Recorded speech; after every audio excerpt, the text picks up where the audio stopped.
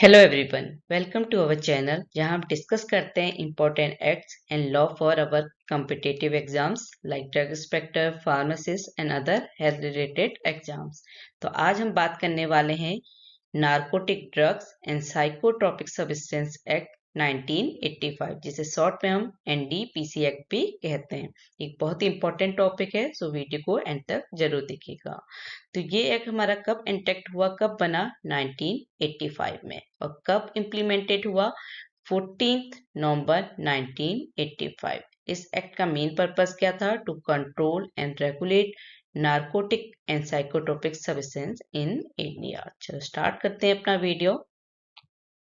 देखो, इंट्रोडक्शन क्या है कि मतलब ये जो हमारा एक्ट है वो क्या है।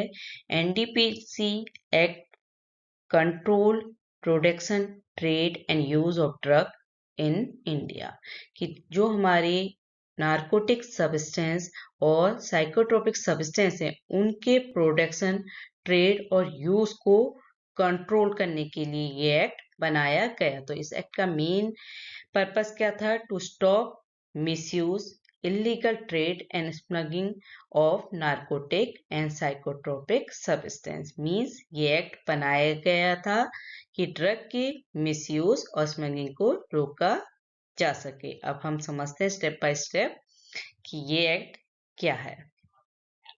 सबसे पहले पर्पस समझते हैं एनडीपीसी एक्ट का। तो इस एक्ट का मेन पर्पस है to prohibit illegal production and trade of narcotic and psychotropic substance। Second, इसका पर्पस है to regulate their use only for medical and scientific purpose, की मतलब अगर इस ड्रग का यूज हो रहा तो कहाँ पे? मेडिकल और साइंटिफिक पर्पस के लिए ही हो, उसे रेगुलेट करने के लिए एक्ट बनाया गया। कि इस एक्ट को बनाने का पर्पस क्या था?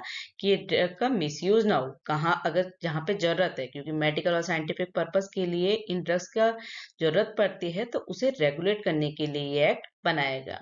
तीसरा, control drug abuse and trafficking, की कोई भी इसको गलत तरीके से यूज और इस्तेमाल ना कर सके, इसके लिए ये एक्ट बनाया गया। कि ये एक्ट के गलत इस्तेमाल और इलीगल बिजनेस, क्योंकि ट्रैफिकिंग के थ्रू क्या है कि अगर हम, क्योंकि एक तो क्या है कि हम गलत तरीके से ले रहे हैं, दूसरा हम इसको बेच रहे हैं, इसका बिजनेस करें, इसको भी रोकने के लिए ये एक्ट बनाया गया। Meaning of important terms. अब क्या है कि इस एक्ट के अंदर जो भी हमारे इम्पोर्टेंट टर्म है उन्हें समझते हैं। तो पहला जो हमारे टू इम्पोर्टेंट टर्म्स इस एक्ट में आते हैं, पहला नारकोटिक ड्रग्स। ये नारकोटिक ड्रग्स क्या होती हैं? जो कि हमारे सेंसेस को डल करती हैं और हमें नींद लाती है। मतलब क्या होता है? इन ड्रग्स को लेने से आपके जो सेंसेस होते हैं, ठीक है, वो क्या हो जाते हैं? धीमे हो जाते हैं और आपको नींद आने लगती है। तो हमारे एग्जाम्पल है नारकोटिक ड्रग्स के ओपियम, मॉर्फिन, हेरोइन, जिन्हें हम डेंजरस ड्रग भी कहते हैं।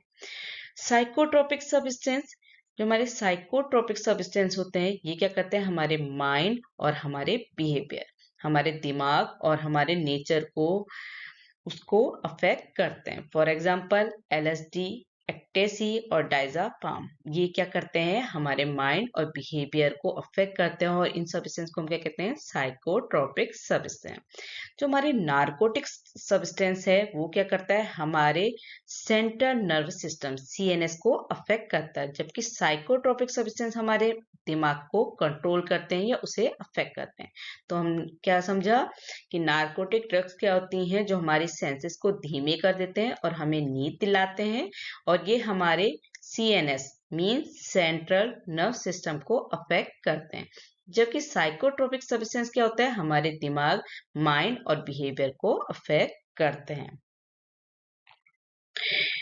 मेन प्रोविजन की बात करें इस एक्ट की, तो एनडीपीसी एक्ट के सेक्शन 8 कहता है, ठीक है, इसमें कितने सेक्शन है? 8 है। तो सेक्शन 8 क्या कहता है कि no person sell, cultivate, produce, possess, sell और use this substance except for medical and scientific purpose. हमने 3 अपने पर्पस पढ़े, उन पर्पस में कहा गया है साफ तरीके से कि कहाँ पे यूज हो सकता है। अगर मेडिकल और साइंटिफिक एरिया को छोड़ के इस ड्रग का, जो हमारे नारकोटिक और साइकोट्रोपिक सब्सटेंस है, सेक्शन 8 में कहा गया है, एनडीपीसी एक्ट के सेक्शन 8 कहता है कि कोई भी पर्सन इन सब्सटेंस को मतलब नार्कोटिक और साइकोट्रोपिक सब्सटेंस को कल्टीवेट मतलब बनाना, प्रोड्यूस करना और पजेस अपने पास सेल करना, यूज उसका उपयोग करना नहीं कर सकते accept for medical and scientific purpose. अगर वो मेडिकल फील्ड में या साइंटिफिक पर्पस में यूज हो रहा है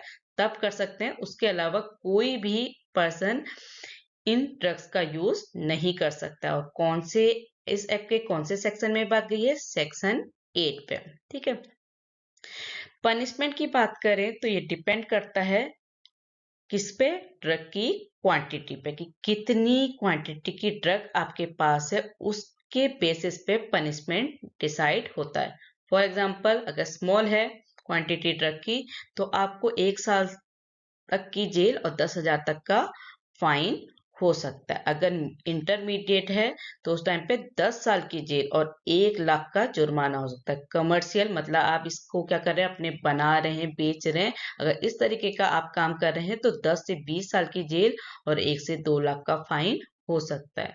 तो ये एक्ट बनाया ही इसीलिए गया है कि जो हमारे नारकोटिक और साइकोट्रोपिक सब्सटेंस है उसके मिसयूज को, उसके इलीगल ट्रैफिकिंग को, स्मगलिंग को रोका जा सके। इसीलिए इसका पनिशमेंट क्या है? हाई है। अगर स्मॉल यूजेस में भी हो रहा है तब भी आपको पनिशमेंट 10,000 का फाइन हो रहा है, 1 ईयर की जेल हो रही है। अगर आपका क्या है कि इंटरमीडिएट है तो 10 साल की जेल और 1 लाख का फाइन हो सकता है। और कमर्शियल अगर आप इसको बना रहे हैं, बेच रहे हैं तो इसमें आपको 10 से 20 साल की जेल और 1 से 2 लाख का पनिशमेंट फाइन हो सकता है। ऑथोरिटीज अंडर एनडीपीसी एक्ट, तो इस एक्ट के अंदर बनाई गई थी एक स्पेशल एजेंसी। ठीक है।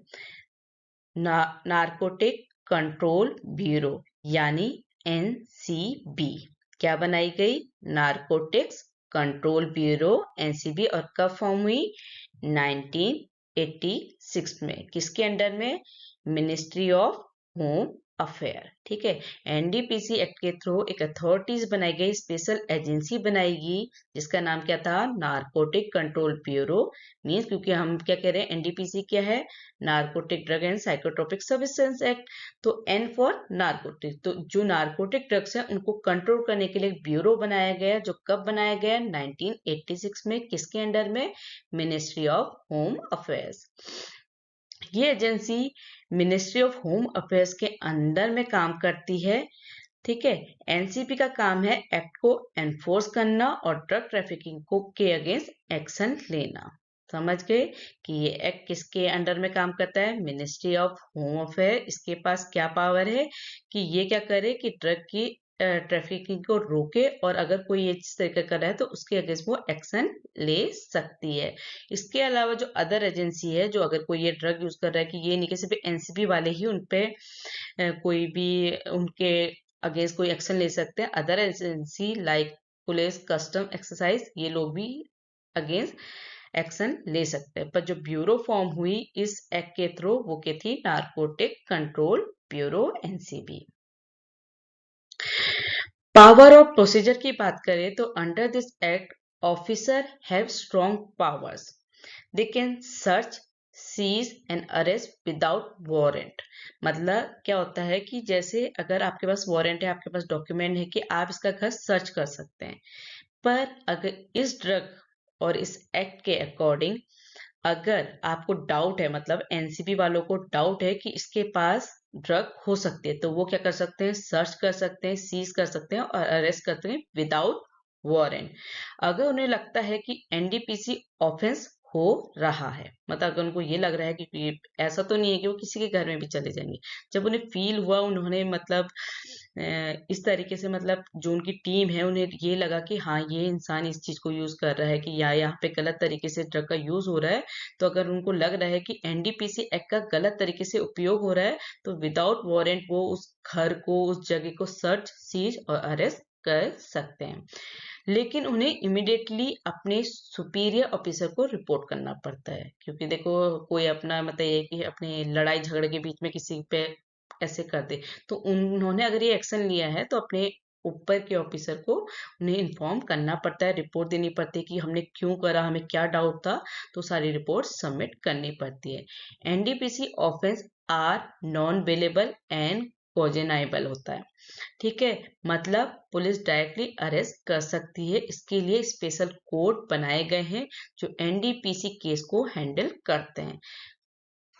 ठीक है, तो ये जो ड्रग्स हैं इनका यूज नहीं करना चाहिए क्योंकि ये नॉन अवेलेबल है। इनके लिए आपको अलग से प्रोसीजर नहीं होती, आपको डायरेक्ट स्पेशल कोर्ट में ले जाया जा सकता है। तो इस तरीके की ड्रग का यूज नहीं करना चाहिए। तो इतनी पावर और प्रोसीजर होती है हमारे एनडीपीसी एक्ट के through. Amendment in NDPC act. ठीक है, अब हम समझते हैं क्योंकि ये 1985 में हमारा एक्ट बना था, उसके बाद कब कब हमारे जो ये एक्ट है उसमें क्या क्या ऐड हुआ, या क्योंकि देखो हमने ये वीडियो में पूरा एनडीपीसी एक्ट पढ़ा, अब वो जो चेंजेस हुए वो कब कब हुए। पहला जो चेंजेस हुआ वो हुआ 1985 में। दूसरी चीज, जब हम कहते हैं कि चेंजेस हो रहे हैं तो क्योंकि हमारा जो भी एक्ट है उसमें या तो चेंजेस होगा या कोई नई चीज ऐड होगी। तो सबसे पहले इस एक्ट में जो 1985 के बाद क्या चेंज हुआ, 1988 में ये हुआ स्ट्रॉन्गर पनिशमेंट फॉर ट्रैफिकिंग। अगर कोई इस ड्रग की ट्रैफिकिंग कर रहा है तो उसको स्ट्रॉन्गर मतलब बहुत ज्यादा पनिशमेंट मिलेगा। जब ये एक्ट बना होगा उस टाइम पे होगा कि सिंपल पनिशमेंट रखे होंगे, पर 1988 के बाद क्या हुआ कि एक्ट में क्या ऐड किया गया कि अगर कोई ड्रग की ट्रैफिकिंग कर रहा है तो उसको स्ट्रॉन्गर पनिशमेंट मिलेगा। दूसरा जो चेंजेस हुआ वो हुआ 2001 में। क्या था कि जो पनिशमेंट है वो किस पे बेस्ड है, क्वांटिटी पे, कि वो स्मॉल क्वांटिटी है, इंटरमीडिएट है या कमर्शियल है। मींस देखो कि अगर कोई किसी से बाय कर रहा है, किसी ने किसी से ड्रग खरीदी, नार्कोटिक ड्रग, और वो उसके पास मिली, तो उसकी क्वांटिटी बताएगी कि उसका पनिशमेंट कितना होगा, क्योंकि जो बनाने वाला जो कमर्शियली यूज कर रहा है उसका पनिशमेंट हाई है। पर अगर क्वांटिटी कम है, पनिशमेंट दोनों के लिए है, कम नहीं है। स्ट्रॉन्ग पनिशमेंट की वजह ही यही है कि इस ड्रग का गलत इस्तेमाल को रोका जा सके। तो 2001 में इस एक्ट में ऐड किया गया कि जो पनिशमेंट होगा वो क्वांटिटी बेस होगा कि क्वांटिटी कम है या ज्यादा है। 2014 में क्या हुआ, क्या ऐड किया कि अलाउड सर्टेन नार्कोटिक जो सब्सटेंस है like morphine for medical use, specially for cancer pain management. क्योंकि जो कैंसर पेशेंट होते हैं उनके पेन मैनेजमेंट के लिए क्या होती है, मॉर्फिन ड्रग यूज होती है। हमको पता है कि हमारी मॉर्फिन क्या है, नार्कोटिक ड्रग है। तो उनके जिन्हें बहुत ज्यादा पेन होता है तो उस पेन को कम करने के लिए उन्हें क्या दी जाती है, मॉर्फिन ड्रग दी जाती है। तो 2014 में क्या ऐड हुआ कि मेडिकल और साइंटिफिक पर्पस के लिए ही ये ड्रग यूज हो सकती है। क्योंकि ओवरऑल तो हमने पढ़ा कि नार्कोटिक एक्ट क्या है, पर ये कब ऐड हुआ, ये बात 2014 में। इंटरनेशनल इंपॉर्टेंस, जो हमारी इंडिया है वो इंटरनेशनल ड्रग कंट्रोल ट्रीटीज को फॉलोज करती हैं। और क्या है, इंडिया ने इंटरनेशनल लेवल पे भी कई कन्वेंशन साइन किए हैं। पहला कन्वेंशन जो है वो है single convention on narcotic drug 1961। Second है हमारा convention on psychotropic substance 1971। Third one is UN convention against illicit traffic 1988। तो ये सभी कन्वेंशन के रूल को फॉलो करने के लिए एनडीपीसी एक्ट बनाया गया था। और इंडिया क्या है, इंटरनेशनल लेवल में भी इन जो हमारे कन्वेंशन साइन किए हैं उन्हें स्ट्रिक्टली फॉलो करती है। इम्पोर्टेंट एग्जाम क्वेश्चन, देखो अब हमने पूरा टॉपिक पढ़ लिया, तो उस हिसाब से अगर हम बात करें तो हमने ये एक्ट कब हमारा इम्प्लीमेंट हुआ है, 1985 में। ये इम्पोर्टेंट क्वेश्चन है जो आपके एग्जाम में आ सकते हैं। तो एनडीपीसी एक्ट इम्प्लीमेंटेड हुआ था 14 नवंबर 1985 में। एनफोर्समेंट एजेंसी क्या बनी थी हमारी, नार्कोटिक कंट्रोल ब्यूरो, जिसे हम शॉर्ट में एनसीबी कहते हैं। जो पनिशमेंट है वो किस पे बेस्ड है, क्वांटिटी ऑफ ड्रग, कितनी क्वांटिटी है, स्मॉल है, इंटरमीडिएट है या कमर्शियली यूज हो रही है। तो ये क्वेश्चन क्या है, कॉम्पिटिटिव एग्जाम में बार बार पूछे जाते हैं। ठीक है, तो आप समझ गए होंगे, अगर आपने ये टॉपिक को अच्छे से, वीडियो को अच्छे से देखा होगा तो आपको याद भी हो गए होंगे।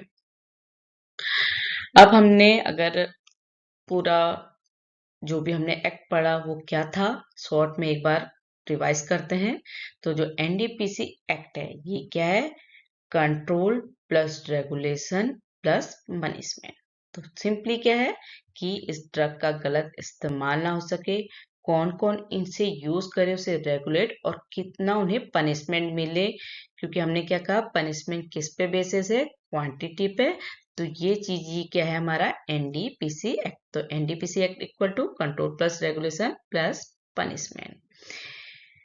ये सोसाइटी को ड्रग एब्यूज से बचाता है। क्यों? क्योंकि हमारा ये बना ही यही है कि इस ड्रग का गलत इस्तेमाल ना हो, क्योंकि कोई भी इसको यूज ना करे।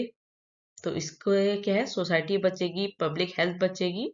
तो ये एक्ट क्या है, सोसाइटी को ड्रग के अब्यूज से बचाता है और सही मेडिकल यूज को अलाउ करता है। क्योंकि देखो कैंसर पेन बहुत ज्यादा होता है, और उसके मैनेजमेंट के लिए भी उन्हें भी मना कर दिया जाए तो उनके लिए क्या है बहुत दिक्कत। तो सही मेडिकल यूज को अलाउ भी करता है ये एक्ट।